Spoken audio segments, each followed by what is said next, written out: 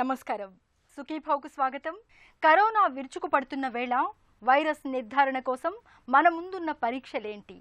Covid పరీక్షల తీరుతెన్నులు ఎలా ఉంటున్నాయి? కరోనా నిర్ధారణకు సిటీ స్కాన్ విధానం సరైందేనా? కరోనా పరీక్షల గురించిన సమగ్ర సమాచారంతో మీ ముందుకొస్తోంది నేటి సుఖీభవ. ప్రస్తుతం కరోనా వైరస్ తీవ్ర స్థాయిలో విజృంభిస్తోంది. ఈ పరిస్థితుల్లో కోవిడ్ వ్యాధి నిర్ధారణకు రకరకాల పరీక్షలు అవసరమవుతున్నాయి. జలుబు, జ్వరం, దగ్గు, ఆయాసం వంటి లక్షణాలు కనిపిస్తున్న వారంతా ర్యాపిడ్ యాంటీజెన్, ఆర్టీపీసీఆర్ వంటి టెస్టులు, సిటీ స్కాన్ వంటి వైద్య పరీక్షలు చేయిస్తున్నారు. అయితే కరోనా నిర్ధారణకు ప్రస్తుతం చేస్తోన్న పరీక్షల ప్రాధాన్యం ఏంటి? ఇవెలా చేస్తున్నారు? ఈ పరీక్షల ఫలితాలు ఎంతవరకు ఖచ్చితత్వంతో ఉంటున్నాయి? పీసీఆర్, సిటీ స్కాన్ రిపోర్టులోని నంబర్లు మనకు ఏం తెలియజేస్తాయి? ఈ పరీక్షల సాయంతో కరోనా ఇన్ఫెక్షన్ తీవ్రతను అంచనా వేయొచ్చా? కరోనా పరీక్షలు, వాటి పూర్తి వివరాల గురించి ఇప్పుడు తెలుసుకుందాం.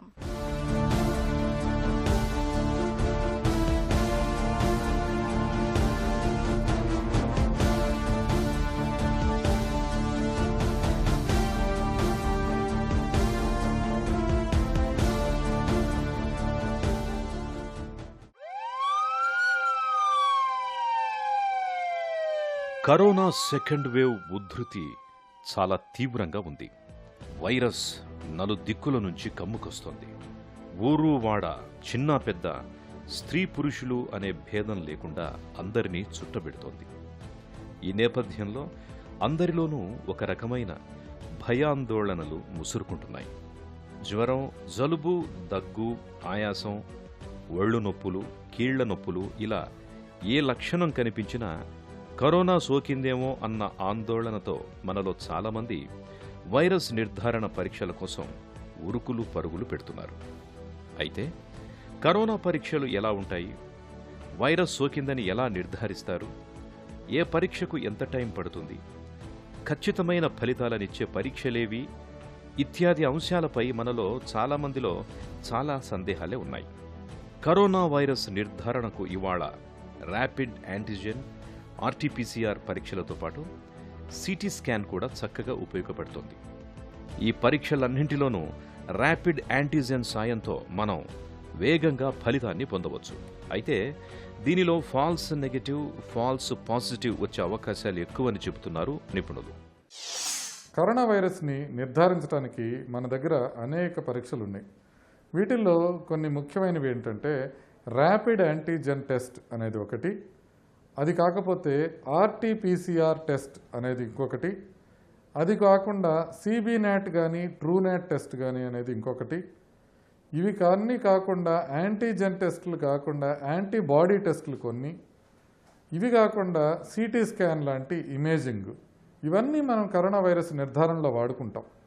ముందుగా ర్యాపిడ్ యాంటీజెన్ టెస్ట్ అంటే ఎలా చేస్తారంటే, ఇది కూడా ముక్కులోంచి స్వాబ్ తీసుకొని, ఆ స్వాబ్ తీసుకున్న తర్వాత దాన్ని ఒక ద్రావణంలో వేసి, ఆ తర్వాత దాన్ని ఒక ప్రెగ్నెన్సీ కిట్ మాదిరి ఉండే కిట్ లోపల దీన్ని వాడడం జరుగుతుంది.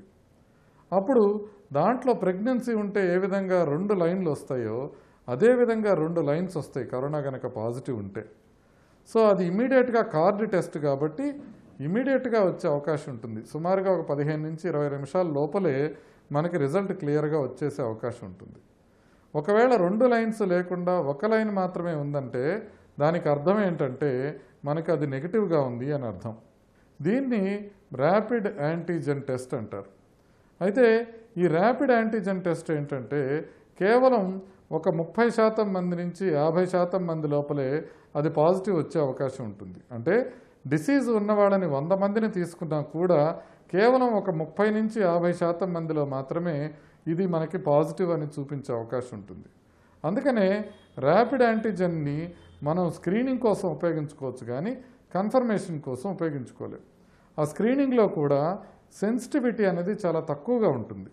అందుకని ర్యాపిడ్ యాంటీజెన్ టెస్ట్ కనుక పాజిటివ్ వస్తే మనం ఇమీడియట్గా అది ఆ వ్యక్తికి పాజిటివ్ కరోనా ఉంది అనేది మనకి నిర్ధారించబడుతుంది. కానీ ర్యాపిడ్ యాంటీజెన్ నెగిటివ్గా వస్తే కనుక అప్పుడు మనం ఆర్టీపీసీఆర్ టెస్ట్ చేయించుకోవాలి. పాజిటివ్ వస్తే ఖచ్చితంగా పాజిటివే, ఇక ఆర్టీపీసీఆర్ టెస్ట్ అవసరం లేదు. నెగిటివ్ వస్తే మాత్రం అప్పుడు ఆర్టీపీసీఆర్ టెస్ట్ చేయించుకోవాలి, చేయించుకొని కన్ఫర్మ్ చేసుకోవాలి. ర్యాపిడ్ యాంటీజెన్ పరీక్షలతో పోలిస్తే ఆర్టీపీసీఆర్ పరీక్షను సమర్థవంతమైందిగా చెప్పుకోవచ్చు. దీంతో చాలా వరకు మనకు ఖచ్చితమైన ఫలితం వస్తుంది.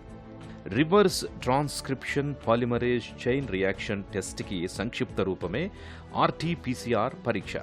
అయితే ర్యాపిడ్ యాంటీజెన్ టెస్టుతో పోలిస్తే ఆర్టీపీసీఆర్ ఫలితాలు రావడానికి 12 నుంచి 48 గంటల సమయం పడుతుంది. ముక్కు, గొంతు నుంచి స్వాబ్ని తీసుకుని చేసే పరీక్షలో ముందుగా వైరస్ తాలూకు ఆర్ఎన్ఏను విడదీస్తారు. ఈ ఆర్ఎన్ఏని ఉత్ప్రేరకాల సహాయంతో మరింతగా విస్తరించేలా యాంప్లిఫికేషన్ చేస్తారు. ఈ యాంప్లిఫికేషన్ అనేది సైకిల్స్లో ఉంటుంది. ఎన్ని సైకిల్స్ తర్వాత ఈ వైరస్ని గుర్తిస్తున్నామో ఆ నంబర్ను సైకిల్ థ్రెషోల్డ్ అంటారు. అంటే కేవలం తక్కువ పరిభ్రమణాల తరువాతనే వైరస్ కనపడినట్లయితే వైరస్ దేహంలో చాలా ఎక్కువ మోతాదులో ఉన్నట్టు అర్థం. అలా కాకుండా చాలా ఎక్కువ సైకిల్స్ తర్వాత వైరస్ కనిపిస్తే దాని మోతాదు దేహంలో చాలా తక్కువగా ఉందని అర్థం. ఇక 35 భ్రమణాల తర్వాత కూడా వైరస్ని కనుగొనకపోతే అప్పుడు దేహంలో వైరస్ లేదు అని అర్థం. ఆర్టీపీసీఆర్ని తీసుకున్నట్లయితే ఆర్టీపీసీఆర్ ఇంకా ఎక్కువ మందిలో మనకి పాజిటివ్ వచ్చే అవకాశం కనబడుతుంది. ఆర్టీపీసీఆర్ ఏంటంటే 100 మంది కరోనా బాధితులను తీసుకున్నట్లయితే వాళ్ళలో సుమారుగా 70% మందికి ఆర్టీపీసీఆర్ పాజిటివ్ వచ్చే అవకాశం ఉంటుంది. అందుకని ఆర్టీపీసీఆర్ మోర్ యాక్యురేట్ టెస్ట్ అని మనం చెప్పుకోవాలి. ఇది న్యూక్లిక్ యాసిడ్ని పరీక్ష, అంటే వైరస్ యొక్క జన్యు సంబంధమైన మెటీరియల్ని క్లియర్గా పరిశోధన చేసి అది ఉంది అనేది నిర్ధారించేదే ఆర్టీపీసీఆర్ పరీక్ష. ఆర్టీపీసీఆర్ చేసి ఆర్టీపీసీఆర్ పాజిటివ్ ఉంటే ఇంకొక చోట ఆర్టీపీసీఆర్ టెస్ట్ చేసి చూడాల్సిన అవసరం లేదు. ఆర్టీపీసీఆర్ ఒకసారి పాజిటివ్ ఉంటే ఖచ్చితంగా పాజిటివ్ ఉన్నట్టే లెక్క. అయితే ఈ ఆర్టీపీసీఆర్తో ప్రాబ్లం ఏంటంటే, ఒకటి అది చేయడానికి చాలా టైం పడుతుంది. అంటే ఎక్కువ శాంపుల్స్ ఉన్నప్పుడు ఎక్కువ టైం పడుతుంది.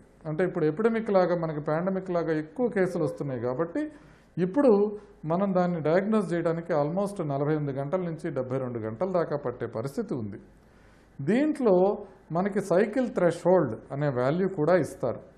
సైకిల్ థ్రెషోల్డ్ వాల్యూ అంటే ఏమిటంటే, మనం ఆర్టీపీసీఆర్ చేసినప్పుడు ఏం చేస్తామంటే, మనం తీసుకున్న స్వాబ్లోంచి మనం అది ఒక సైకిల్స్లో దాన్ని గుర్తించడానికి ట్రై చేస్తుంటాం. అది కేవలం ఒక్క సైకిల్లో గుర్తించబడిందంటే చాలా ఎక్కువ వైరల్ లోడ్ ఉన్నట్టు. అట్లా 2 సైకిల్ మీద రికగ్నైజ్ అయిందంటే కొంచెం తక్కువ ఉన్నట్టు. అట్లా మనం లెక్కేసుకుంటూ పోతే 35 సైకిల్స్ లోపల ఎప్పుడు గనక మనకి పాజిటివ్ వచ్చినా కూడా ఆర్టీపీసీఆర్ని పాజిటివ్ కింద పరిగణిస్తాం. ఈ 35లో మీకు 20 నుంచి 35 లోపల ఉంటే అంత సివియర్ కాదు, కానీ 20 కన్నా తక్కువ గనక సిటీ వాల్యూ వచ్చినట్లయితే అది బాగా సివియర్గా ఉందనేది మనం గమనించాలి. 20 నుంచి 25 వరకు ఉన్నవాళ్ళు మోడరేట్గా ఉన్నట్టు మనం గమనించాలి.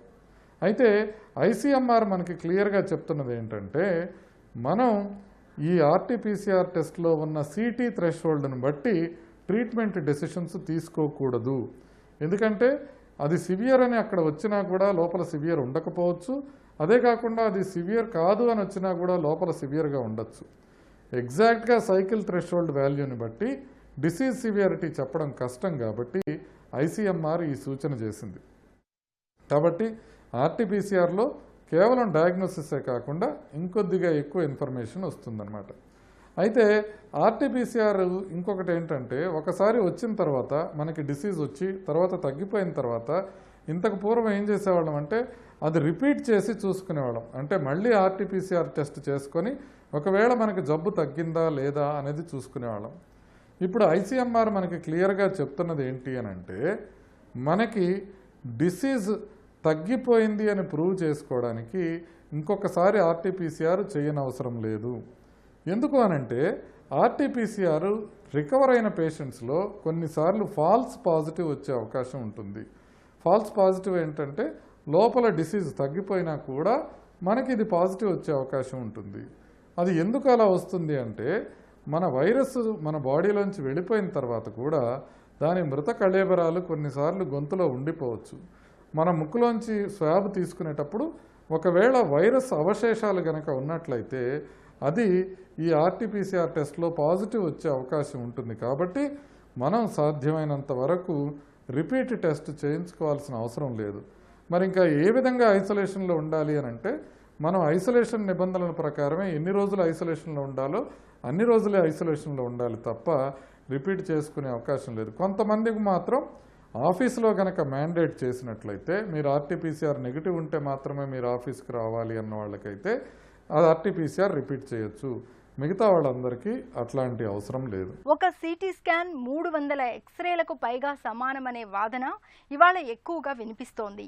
అవసరం లేకపోయినా సిటీ స్కాన్ చేయించుకోవడం వల్ల లేనిపోని సమస్యల తాకిడి పెరుగుతుందని వైద్య నిపుణులు కూడా హెచ్చరిస్తున్నారు. ఈ నేపథ్యంలో సిటీ స్కాన్ను ఎప్పుడు చేయించుకోవాలో, ముఖ్యంగా కరోనా సోకిన వారికి ఎప్పుడు సిటీ స్కాన్ అవసరమో ఇప్పుడు తెలుసుకుందాం. ఇటీవల ర్యాపిడ్ యాంటీజెన్ పరీక్షలు, ఆర్టీపీసీఆర్ పరీక్షల కంటే సిటీ స్కాన్ని ఎక్కువగా డాక్టర్లు విశ్వసిస్తున్నారు. దీనికి కారణం కూడా ఉంది.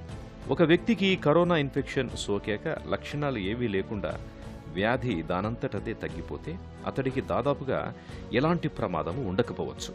కానీ ఒక్కోసారి రోగిలో ఏ లక్షణాలు బయటికి కనిపించకపోయినా ప్రాథమిక పరీక్షలు అనదగిన ర్యాపిడ్ యాంటీజెన్, ఆర్టీపీసీఆర్లలో నెగిటివ్, ఒక్కోసారి పాజిటివ్ వచ్చినా ఊపిరితిత్తుల్లో వ్యాధి కరోనా వైరస్ కారణంగా వచ్చిన కోవిడ్-19 ఏనా కాదా అన్న విషయం ఇతమిద్ధంగా తెలియకపోవచ్చు. వ్యాధి ఒకవేళ ఊపిరితిత్తులను ప్రభావితం చేసినట్లయితే అందులోని కోరాడ్ స్కోర్ను బట్టి అది కరోనా వైరస్ కారణంగా వచ్చిన వ్యాధేనా కాదా అన్నది డాక్టర్లు సిటీ స్కాన్ చేయడం ద్వారా తెలుసుకుంటారు.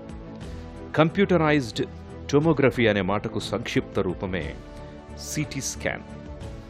ఈ పరీక్షలో రేడియేషన్ సహాయంతో ఛాతీని పూర్తిగా స్కాన్ చేస్తారు. ఛాతీలో ఏ విధమైన సమస్యున్నా సులువుగా తెలిసిపోతుంది. ఊపిరితిత్తుల వ్యాధి నిర్ధారణకి ఎక్స్రే కన్నా ఎన్నో రెట్లు వివరంగా తెలిపే సామర్థ్యం సిటీ స్కాన్ పరీక్షకుంది. ఇంకా కొన్ని పరీక్షలు కరోనాకి ఏ విధంగా ఉంటాయంటే యాంటీబాడీ టెస్టులు అనేవి ఉంటాయి. మనకి యాంటీబాడీ చెక్ చేసేటప్పుడు 2 ప్రధాన రకాలైన యాంటీబాడీస్ ఉంటాయి. ఐజీజీ, ఐజీఎం అని ఉంటాయి. ఐజీజీ అని అంటే కరోనా వచ్చింది లేకపోతే వ్యాక్సిన్ పడింది, ఇది ఎప్పుడైనా అయి ఉండొచ్చు, ఐజీజీ స్టిల్ పాజిటివే ఉంటుంది. కానీ ఐజీఎం అనేది మాత్రం డిసీజ్ వచ్చిన అక్యూట్ ఫేజ్లో మాత్రమే ప్రాబ్లం ఉంటుంది. కాబట్టి మీరు కరోనా వైరస్ యాంటీబాడీస్ చేయించుకుంటే కనుక ఐజీజీ పాజిటివ్ ఉంది అని అంటే మీకు కొంత ఇమ్యూనిటీ ఉన్నట్టు అర్థం చేసుకోవాలి. కానీ ఐజీఎం పాజిటివ్ ఉంది అని అంటే ఇప్పుడు డిసీజ్ నడుస్తుంది అనేది అర్థం చేసుకోవాల్సిన అవసరం ఉంటుంది. సో యాంటీబాడీస్ పరీక్షలు కూడా మనం ఎప్పుడు చేసుకుంటామంటే మనకి డిసీజ్ వచ్చి తగ్గిపోయిన తర్వాత 3 వీక్స్ తర్వాత కనుక యాంటీబాడీ టెస్టులు చేయించుకుంటే ఐజీజీ మంచి పరిమాణంలో ఉంటే కనుక మనకి ఇమ్యూనిటీ బాగున్నట్టే. కానీ అందరూ చేయించుకోవాల్సిన అవసరం లేదు. జబ్బు వచ్చి తగ్గిన వాళ్ళందరూ చేయించుకోవాల్సిన అవసరం లేదు. అదేవిధంగా వ్యాక్సిన్ వేసుకున్న వాళ్ళకి కూడా యాంటీబాడీ లెవెల్స్ పెరుగుతాయి. కానీ వ్యాక్సిన్ వేసుకున్న తర్వాత కూడా అందరూ చేసుకోవాల్సిన అవసరం లేదు. ఎందుకు అని అంటే మనకి యాంటీబాడీస్ కొంత తక్కువ పరిమాణంలో ఉన్నప్పటికీ కూడా ఇంకొక రకమైన ఇమ్యూనిటీ ఉంటుంది. దాన్ని సెల్ మీడియేటెడ్ ఇమ్యూనిటీ అంటారు. యాక్చువల్లీ చెప్పాలంటే సెల్ మీడియేటెడ్ ఇమ్యూనిటీ ఇంకా ఎక్కువ ఉపయోగం మనకి వైరల్ యాంటీబాడీ ఇమ్యూనిటీ కన్నా అనేవాళ్ళు కూడా ఉన్నారు. కాబట్టి ఆ సెల్ మీడియేటెడ్ ఇమ్యూనిటీని మనం ఈజీగా చెక్ చేయలేం. కాబట్టి యాంటీబాడీ టెస్ట్ చేయించుకొని అది నెగిటివ్ ఉన్నా కూడా ప్రమాదం ఏమీ ఉండదు. యాంటీబాడీ టెస్టింగ్లో ఐజీజీ, ఐజీఎం లాగానే ఇంకా కొన్ని వేరే రకాలుగా టెస్టింగ్ కూడా ఉంటుంది. న్యూక్లియోకాప్సిడ్ యాంటీబాడీస్ అని, స్పైక్ ప్రోటీన్ యాంటీబాడీస్ అనేవి విడిగా ఉంటాయి. కోవాక్సిన్ వేసుకుంటే 2 యాంటీబాడీస్ వచ్చే అవకాశం ఉంటుంది, స్పైక్ ప్రోటీన్ కానీ న్యూక్లిక్ యాసిడ్ కానీ. కోవిషీల్డ్ వేసుకున్నప్పుడు కేవలం స్పైక్ ప్రోటీన్ యాంటీబాడీసే వస్తాయి. కాబట్టి ఒక స్పైక్ ప్రోటీన్ వచ్చినా కూడా ఈక్వల్గా ఎఫికసీతో పనిచేస్తాయి. కాకపోతే అది మనం డయాగ్నోస్ చేసుకునేటప్పుడు మనం న్యూక్లిక్ యాసిడ్ యాంటీబాడీస్ మాత్రమే చేయించుకుంటే కోవిషీల్డ్ వ్యాక్సిన్ తర్వాత యాంటీబాడీస్ రాలేదేమో అని భయపడే అవకాశం ఉంటుంది. కాబట్టి యాంటీబాడీ టెస్ట్ అనేది వ్యాక్సిన్ వేసుకున్న అందరూ చెక్ చేసి చూసుకోవాల్సిన అవసరం లేదు. ఎందుకంటే యాంటీబాడీస్తో పాటుగా సెల్ మీడియేటెడ్ ఇమ్యూనిటీ కూడా ఉంటుంది కాబట్టి. ఇకపోతే యాంటీబాడీ లెవెల్స్ ఇంకొకసారి కూడా చేస్తారు. ఒక వ్యక్తికి ప్లాస్మా థెరపీ ఇవ్వాలంటే ఐసీఎంఆర్ గణాంకాల ప్రకారం యాంటీబాడీ టెస్ట్ చేసి బాడీలో యాంటీబాడీస్ ప్రొడ్యూస్ కాకపోయినప్పుడే వాళ్ళకి ప్లాస్మా ఇస్తే ఉపయోగం ఉంటుంది. అదేవిధంగా బాడీలో ప్లాస్మా అంటే యాంటీబాడీస్ ఉన్నాయి అనుకోండి, అప్పుడు ప్లాస్మా ఇచ్చినా కూడా నిరుపయోగం అయ్యే అవకాశం ఉంటుంది. కాబట్టి ఈ రకంగా యాంటీబాడీ టెస్ట్ని కూడా మనం ఉపయోగించుకోవచ్చు. ఆర్టీపీసీఆర్ పరీక్షకు ఎక్కువ సమయం పడుతుండడంతో ఇవాళ మనలో చాలామంది లక్షణాలు కనిపించిన మొదటి రోజే తమంతటి తామే నిర్ణయం తీసుకుని సిటీ స్కాన్ చేయించుకుంటున్నారు. అలా చేయడం వల్ల పెద్దగా ప్రయోజనం ఉండదు అన్న విషయాన్ని అందరూ తెలుసుకోవాలి. కరోనా వచ్చిన మొదటి రోజునే వ్యాధి ఊపిరితిత్తుల్లోకి చేరదు. వ్యాధి ఊపిరితిత్తుల్లోకి చేరడానికి కనీసం 5 రోజుల నుంచి 7 రోజుల వ్యవధి పడుతుంది. వ్యాధి కొంతమందిలో అసలు ఊపిరితిత్తుల వరకు కూడా చేరదు. అందుకే కరోనా వ్యాధి లక్షణాలు కనిపించడం మొదలైన తర్వాత 5 రోజుల వరకు లక్షణాలు తగ్గకుండా అలాగే కొనసాగుతున్నప్పుడు మాత్రమే సిటీ స్కాన్ చేయించాల్సిన అవసరం ఉంటుంది. జ్వరం, ఒళ్ళు నొప్పులు, దగ్గు రావడం, ఆయాసం రావడం, నీరసంగా ఉండడం వంటి లక్షణాలు వాటంతట అవే తగ్గిపోతే ఇక సిటీ స్కాన్ చేయించాల్సిన అవసరమే ఉండదు. ఈ లక్షణాలలో ఏ ఒక్కటైనా 5 నుంచి 6 రోజుల తర్వాత కూడా కొనసాగితే అప్పుడు తప్పక సిటీ స్కాన్ చేయించుకుని డాక్టర్కి చూపాలి. వాసన, రుచి తెలియకపోయినా పర్వాలేదు. ఆ లక్షణాల కోసం మాత్రం సిటీ స్కాన్ చేయించుకోవాల్సిన అవసరం లేదు. మనకి డిసీజ్ పాజిటివ్ రాగానే లేకపోతే సిమ్టమ్ మొదలు కాగానే సిటీ స్కాన్ చేయించినట్లయితే ఆ సిటీ స్కాను పూర్తిగా నిరుపయోగం. దానివల్ల ఎటువంటి ఉపయోగము లేదు. అందుకని డిసీజ్ రాగానే దయచేసి సిటీ స్కాన్స్ చేయించకండి. మొదటి 3-4 రోజుల్లో సిటీ స్కాన్ని డయాగ్నోసిస్కి మాత్రం ఉపయోగించకూడదు. మనకి ఎప్పుడు ఉపయోగించుకోవాలంటే మనకి ఆర్టీపీసీఆర్ నెగిటివ్ వచ్చింది, 5 రోజులు దాటిన తర్వాత కూడా సిమ్టమ్స్ తగ్గట్లేదు, జ్వరం పర్సిస్ట్ అవుతుంది, వీక్నెస్ పర్సిస్ట్ అవుతుంది, బాడీ పెయిన్స్ పర్సిస్ట్ అవుతున్నాయి, అప్పుడు మనం సిటీ స్కాన్ చేసుకొని చూసుకోవాలి. ఆ విధంగా సిటీ స్కాన్ మొదట్లో చేయడం నిరుపయోగం అయితే తగ్గిందా లేదా అని చెక్ చేసుకోవడానికి సిటీ స్కాన్ చేయడం కూడా నిరుపయోగమే. ఎందుకంటే మనకి పూర్తిగా తగ్గిన తర్వాత కూడా సిటీ స్కాన్లో కొంత జబ్బు ఇంకా ఉంటుంది. ఎందుకంటే క్లినికల్గా తగ్గిన తర్వాత కూడా జబ్బు సిటీ స్కాన్లో తగ్గడానికి టైం పట్టే అవకాశం ఉంటుంది. కాబట్టి మనం సిటీ స్కాన్లో డిసీజ్ తగ్గిందా లేదా అనేది చెక్ చేసుకొని చూసుకోవాల్సిన అవసరం లేదు. సిటీ స్కాన్ చాలా ఇంపార్టెంట్ టూల్. సిటీ స్కాన్లో కూడా కొన్ని సైడ్ ఎఫెక్ట్స్ రావచ్చు. సిటీ స్కాన్తో సైడ్ ఎఫెక్ట్స్ ఏ విధంగా ఉంటాయంటే, సిటీ స్కాన్ అనేది ఒక అయనైజింగ్ రేడియేషన్. కాబట్టి మన ఎక్స్రేస్ లాగా అది కూడా రేడియేషన్ కలగజేస్తాయి. 0.1 మిల్లీసీవర్ట్స్ వచ్చే రేడియేషన్ ఒక చెస్ట్ ఎక్స్రేకి వస్తే ఆల్మోస్ట్ 7 మిల్లీసీవర్ట్స్ ఒక్క సిటీ స్కాన్ చేస్తే వస్తాయి. అంటే 70 రెట్లు ఎక్కువ రేడియేషను మనకి సిటీ స్కాన్తో వస్తుంది ఎక్స్రేతో పోల్చుకుంటే. కాబట్టి ఎక్కువ రేడియేషన్ అయ్యే కొద్దీ క్యాన్సర్స్ లాంటివి వచ్చే అవకాశం ఉంటుంది. కాబట్టి సిటీ స్కాన్ అనవసరంగా చేసుకోకూడదు, రిపీటెడ్గా చేసుకోకూడదు. ఇంతేకాకుండా ప్రెగ్నెంట్ పేషెంట్స్లో ఖచ్చితంగా అవసరమైతే తప్ప సిటీ స్కాన్ చేయకూడదు. అదేవిధంగా చిన్నపిల్లల్లో కూడా ఖచ్చితంగా అవసరమైతేనే సిటీ స్కాన్ చేసుకోవాల్సిన అవసరం ఉంటుంది. సిటీ స్కాన్లో కనిపించే నంబర్ల ప్రాధాన్యం ఏంటి? వాటిని ఎలా అర్థం చేసుకోవాలి? కోరాడ్స్ మనకు ఏం చెప్తాయి? సిటీ సివియారిటీ స్కోర్లో మనకు ఏం తెలుస్తుంది? సిటీ స్కాన్లో కనిపించే నంబర్లు, వాటి ప్రాముఖ్యత గురించి ఇప్పుడు తెలుసుకుందాం.